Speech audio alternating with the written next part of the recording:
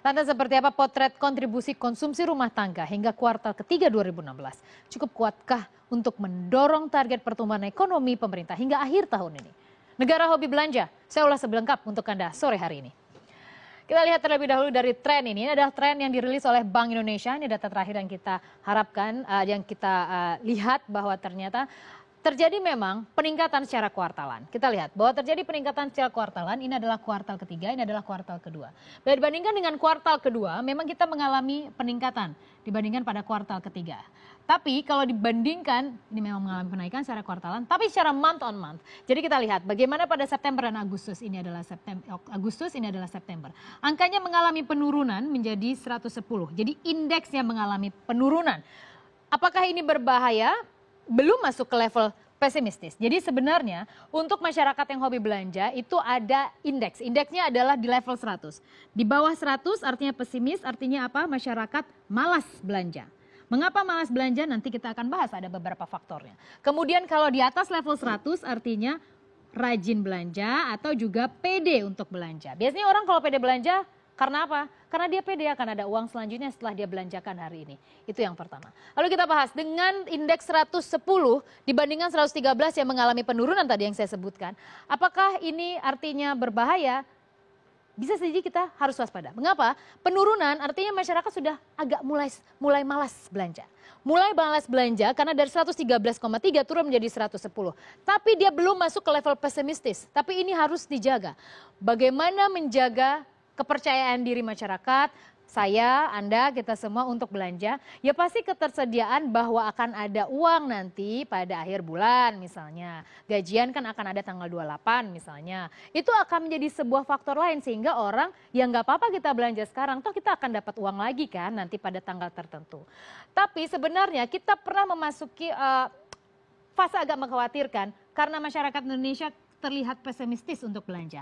Itu terjadi pada tahun 2015 akhir misalnya. Kita ada di indeks 97,5 dan 99,3. Tapi setelah tahun 2015 sepanjang tahun ini kita cenderung optimistis. Di tengah ketidakpastian global, di tengah juga perlambatan ekonomi yang dihadapi oleh Indonesia, ternyata masyarakat Indonesia begitu optimistis apa yang terjadi fundamental ekonomi Indonesia tetap oke.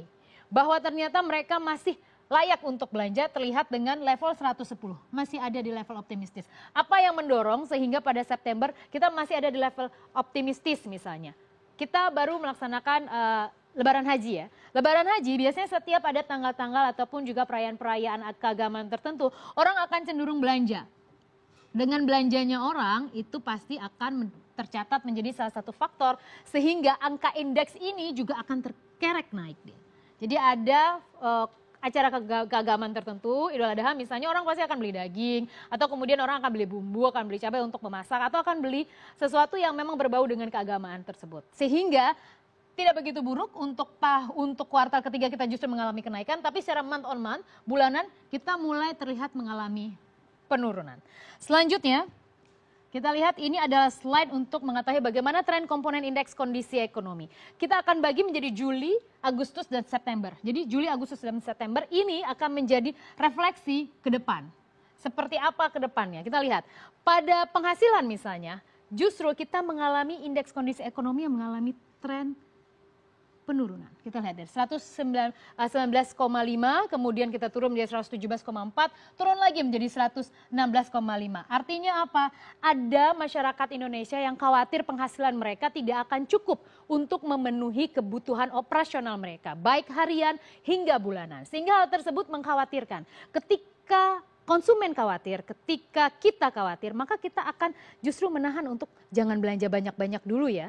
Harusnya mau belanja misalnya kalau kita perempuan mau belanja lipstik 5 gitu misalnya. Oh kali ini kita belanja 1 aja dulu deh karena kita agak khawatir nih jangan-jangan nanti akan ada kenaikan harga atau paling tidak jangan-jangan penghasilan kita yang masih sama, belum ada kenaikan gaji kan. Artinya dengan penghasilan yang sama kita harus bisa memanajemen penghasilan tersebut agar bisa membeli kebutuhan kita yang paling utama terlebih dahulu. Lalu kita lihat ketersediaan lapangan kerja justru bergeraknya begini. Menarik memang kita lihat antara Juli dan Agustus. Pada Agustus misalnya untuk indeks ketersediaan lapangan pekerjaan justru mengalami penurunan. Tapi naiknya sangat tipis. Menjadi 79,5. Artinya apa? Ini loh yang dikhawatirkan. ini juga dikhawatirkan. Ini jadi menjadi faktor lain, itu ketersediaan lapangan pekerjaan. Ini akan menjadi PR pemerintah. Bagaimana meyakinkan konsumen bahwa lapangan pekerjaan bisa diciptakan. Bagaimana cara lapangan pekerjaan bisa diciptakan?